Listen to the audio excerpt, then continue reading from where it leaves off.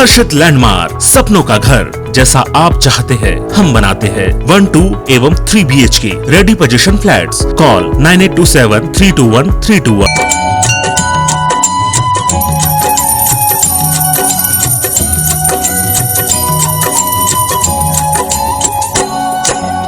नमस्कार, स्वागत है आप सभी का हमारे खास कार्यक्रम में। मैं हूं आपके साथ ज्योति सिंह।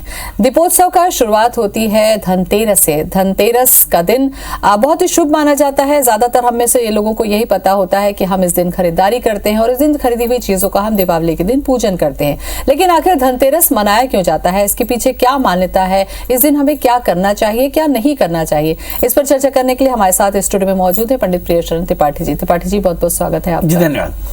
पंडित जी, धनतेरस से ही दीपोत्सव की शुरुआत होती है। 5 दिन का जो दीपोत्सव होता है धनतेरस से शुरुआत होती है। तो इस त्रयोदशी का क्या महत्व है, और क्यों इसको हम धनतेरस के रूप में मनाते हैं? कहते हैं जब देवासुर मिल करके समुद्र मंथन करते हैं तो 14 रत्नों की प्राप्ति होती है। उसमें एक रत्न अमृत कलश लेकर भगवान धन्वंतरी प्रकट होते हैं। ये धन्वंतरी धनतेरस के दिन प्रकट होते हैं, इसलिए धन्वंतरी की पूजा की जाती है।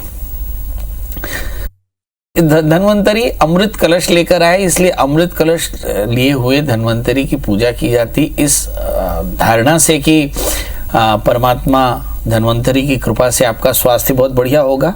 और फिर इसी दिन व्यापारी खाते की खरीदी करते हैं, लक्ष्मी कुबेर की खरीदी करते हैं, जो चांदी के लक्ष्मी कुबेर इत्यादि हैं, और पूजन के द्रव्यों की खरीदी करते हैं शुभ मुहूर्त में।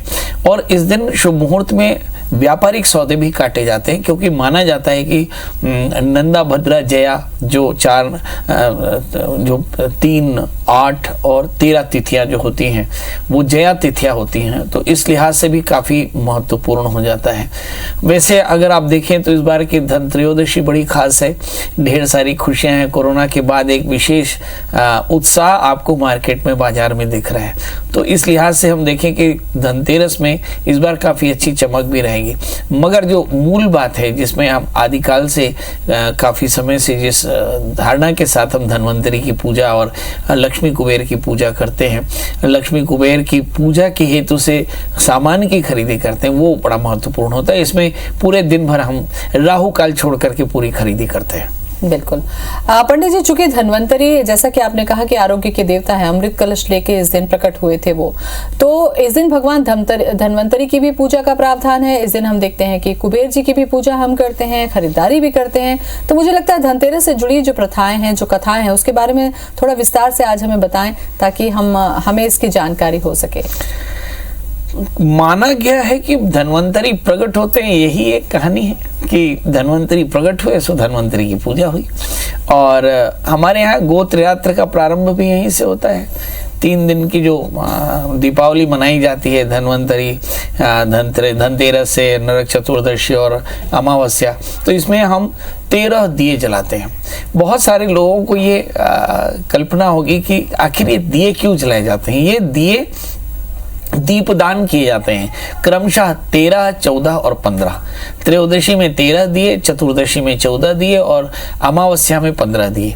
ये दीपदान यम की प्रियता के लिए होते हैं। मतलब मृत्यु भय से मुक्त होने के लिए हम धन्वंतरी की उपासना करते हैं, और मृत्यु भय से आरोग्यता की हेतु से धन्वंतरी की उपासना करते हैं, और मृत्यु भय से मुक्त होने के लिए यम की उपासना करते हैं, और सब प्रकार के समृद्धि के लिए हम लक्ष्मी की कृपा पाते हैं, और सब प्रकार के धन बहुत सारा धन पाने के लिए कुबेर की उपासना करते हैं। तो ये विशेष दिन होता है धनतेरस का। और इस दिन आप बाजार को भी सजा हुआ देखते हैं और आपके घर को भी काफी सजा हुआ देखते हैं। बिल्कुल पंडित जी, जैसा आपने कहा कि दीपदान का एक विशेष महत्व होता है, इसीलिए हम दीपोत्सव ही कहते हैं। दीपदान कई जगह ये देखा जाता है कि 13 जो दिए हैं वो प्रज्वलित किए जाते हैं। 13 दिए क्या तिथि के हिसाब से ही होते हैं, या भगवान धन्वंतरी को ये प्रिय है इसलिए होते हैं? हमारे यहाँ 13 दियों का प्रमाण ऐसा माना गया कि जो धन त्रयोदशी, इसमें 13 दिए जलाने का विकल्प रखा गया। चतुर्दशी में 14 यम की उपासना होती है और अमावस्या में यम की पूजा होती है। तो त्रयोदशी में हम धन्वंतरी की प्रियता के लिए और यम की प्रियता के लिए 13 दियों का दान करते हैं। तो ये 13 दियों का दान धन्वंतरी की प्रियता और यम की प्रियता के लिए किए जाते हैं। पंडित जी, इस दिन अगर हम पूजा की बात करें, मुहूर्त की बात करें, तो सबसे ज्यादा लोगों को यही लगता है कि इस दिन कौन सा मुहूर्त है और इस मुहूर्त में हमें क्या खरीदारी करनी चाहिए। आपको लगता है कि 12 राशि के जो जातक होते हैं हमारे, जिनके में अलग अलग ग्रहों की दशाएं चल रही होती हैं, क्या उस हिसाब से उन्हें कुछ क्रय करना चाहिए या इस दिन वो कोई शुभ चीज, कोई भी चीज वो खरीद सकते हैं? इसको लेकर बड़ा पशुपेश होता है लोगों के मन में कि उन्हें क्या खरीदना चाहिए और क्या चीज नहीं खरीदनी चाहिए धनतेरस के दिन। देखिए, इस बार धनतेरस 2 नवंबर 2021 दिन मंगलवार है। तो मंगलवार के दिन आप भूमि का क्रय कर सकते हैं पर भूमि का प्रवेश नहीं कर सकते। तो एक चीज आप निषेध कर सकते हैं। दूसरा, इस बार चंद्रमा कन्या राशि में होंगे और उत्तरा फाल्गुनी नक्षत्र है 11:44 तक, उसके बाद हस्त नक्षत्र है। तो कन्या राशि के चंद्रमा बड़े शुभ होने वाले। वैधृति योग है 6:13 तक, उसके बाद विश्वकर्म योग है, मतलब 6:13 तक का आपका मुहूर्त बहुत बढ़िया है। इसके बाद हम देखते हैं कि जो धनतेरस की जो तिथि है वो 2 नवंबर मंगलवार को है और 5:25 से लेकर के शाम 6 बजे तक लगभग प्रदोष का काल बड़ा उत्तम है। और इस समय अगर 5:25 से 6 बजे के बीच आप खरीदी करें तो ये आपके लिए बहुत अच्छा रहेगा, सभी राशियों के लिए, क्योंकि प्रदोष काल सबके लिए अच्छा रहता है। कुछ लोग वृषभ राशि, वृषभ लग्न में खरीदी करते हैं, उनके लिए 6:51 शाम से लेकर के और 8:47 तक खरीदी करनी चाहिए। जो लोग राहु काल को बांधते हैं उन्हें 2:57 दोपहर से लेकर 4:20 तक कोई खरीदी नहीं करनी चाहिए। इसको थोड़ा सा ध्यान रखें। कहते हैं कि इस दिन भगवान धन्वंतरी का प्रादुर्भाव हुआ, प्राकट्य हुआ, इसलिए धन्वंतरी की पूजा करना हो तो भी यही मुहूर्त बड़े शुभ होंगे। अब मैं आपको जल्दी से वो मुहूर्त बता देता हूँ। अभिजित मुहूर्त 11:48 से 12:32 तक। अमृत काल होगी 4:25 सवेरे से लेकर 5:53 सवेरे। ब्राह्म मुहूर्त होगा 5 बजे से लेकर के 5:48। ये अभिजित मुहूर्त, जो अमृत काल और ब्रह्म मुहूर्त है, ये भगवान धन्वंतरी की पूजा के लिए विशेष महत्वपूर्ण होंगे। पूजा के लिए खरीदी के मुहूर्त 10 बजे के बाद ही लें तो काफी अच्छा। इसके बाद हम देखते हैं त्रिपुष्कर योग भी बन रहा है 2 नवंबर को 6:36 से लेकर के और 11:31 तक। ये त्रिपुष्कर योग है, ये बहुत शुभ है। इसके अलावा जो अशुभ काल है जिसमें आप मना कर सकते हैं, खरीदी ना करें, तो 2:57 से 4:20 ये दुर्मुहूर्त है। यमगंड काल है 9:23 सवेरे से लेकर 10:46 सवेरे तक। कुलिक काल है, ये भी दुर्मुहूर्त है 12:10 से लेकर 1:33 तक। तो इस तरह से दुर्मुहूर्त मैंने आपको बताया। वर्ज्य काल है जिसमें नहीं पूजा करें, वो 7:31 से लेकर के और 9 बजे तक, रात को 7:31 के लेकर 9 बजे रात तक वर्ज्य मुहूर्त है।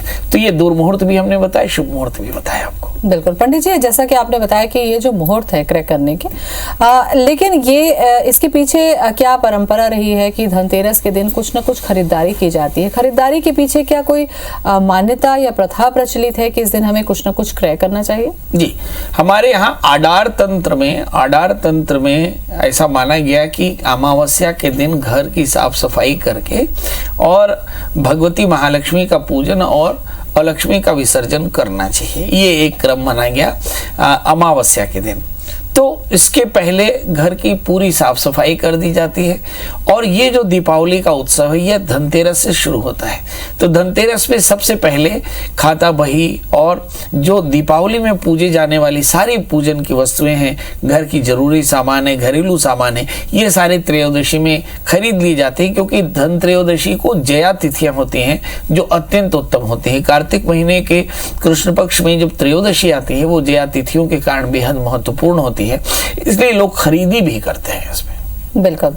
तो क्या चीजें खरीदनी चाहिए और किस बात का खास तौर पर ध्यान रखना चाहिए पंडित जी, क्योंकि कहा जाता है कि कुछ चीजें इस दिन जरूर खरीदनी चाहिए जिससे घर में बरकत हो। धनतेरस के लिए खरीदारी की शुरुआत तो आप कर ही चुके होंगे या तैयारी कर चुके होंगे, क्या चीज आपको खरीदना चाहिए और क्या चीज आज के दिन नहीं खरीदना चाहिए, ये जानना हमारे लिए बहुत जरूरी है। पंडित जी हमारे साथ में है। पंडित जी, धनतेरस के दिन में वैसे तो सब अपनी सामर्थ्य के अनुसार कुछ ना कुछ खरीदी करते हैं, एक छोटे दिए से लेकर लोग प्रॉपर्टी तक खरीदते हैं, लेकिन धनतेरस के दिन शुभ मुहूर्त जैसा कि आपने बताया, क्या ऐसी चीजें हैं जो हर व्यक्ति को खरीदनी चाहिए? आज हम दूसरे प्रश्न से शुरू होते हैं, क्या नहीं खरीदनी चाहिए। ठीक है। तो आप विष न खरीदें, बुरे द्रव्यों में विष न खरीदें, व्यसन की चीजें ना खरीदें, नशे की चीजें ना खरीदें, मांस इत्यादि का क्रय ना करें, ये एकदम ध्यान रखें। इसके अलावा घर की जितनी भी घरेलू चीजें हैं वो आप जरूर धनतेरस में खरीदें, और खासकर जो पूजन की सामग्री, जो महालक्ष्मी पूजन में आप इस्तेमाल करने वाले हैं, सबसे पहले होता है स्वर्ण द्रव्य, सोना जरूर खरीदना चाहिए, थोड़ा या ज्यादा सोना खरीदें। फिर आता है रजत द्रव्य, चांदी की चीजें खरीदनी चाहिए। फिर आता है तांबा, फिर आता है पीतल, फिर आता है वाहन, फिर आते हैं इलेक्ट्रॉनिक सामान, फिर आते हैं आपके घरेलू फर्नीचर, फिर कपड़े, फिर आपके फटाके, ये सारी चीजें जो हैं वो धनतेरस में खरीद सकते हैं। एक महत्वपूर्ण बात है व्यापारियों के लिए, इस दिन खाता, बही, लक्ष्मी जी की मूर्ति, स्टेशनरी, ये सारी चीजें शुभ मुहूर्त में खरीद लेनी चाहिए।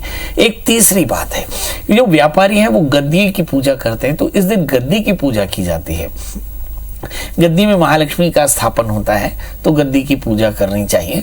और जो शस्त्र रखते हो, जो सैनिक हो, वो इस दिन अपने शस्त्रों की पूजा करते हैं। तो इस तरह से अलग अलग गृहिणी जो हैं वो अपने किचन का सामान खरीदें, बच्चे अपनी खेलने का सामान खरीदें, है ना। तो सब अपने अपने आयु वर्ग से सब अच्छी चीजें खरीद सकते हैं, मगर सभी को पूजन का द्रव्य एक चांदी का या सोने का सिक्का जरूर खरीदना चाहिए। बिल्कुल। पंडित जी, इस दिन जैसा कि आपने बताया कि पूजा की सामग्री है खास तौर पर वो खरीदनी चाहिए। खरीदने के पीछे जो एक भाव है पंडित जी, वो ये कि घर में सुख समृद्धि बनी रहे, क्योंकि अमृत कलश लेके धनवंतरी प्रकट हुए हैं, भगवान कुबेर की हम पूजा करते हैं, तो इस बहाने हमारे घर में जो खजाना है या जो भी वस्तुएं हैं उसकी भरमार रहे या समृद्धि रहे, ये भी एक प्रतीक है। मुझे ऐसा लगता है जो कार्तिक का महीना है जरा उस पर नजर डालें। वैसे तो हिंदुस्तान है, इसमें 360 दिन हम उत्सव मनाते हैं, मंदिर नित्य उत्सव ही है। हमारा जीवन हमारा घर एक मंदिर है और जीवन एक उत्सव है, इसलिए हमारा 365 दिन उत्सव का रहता है।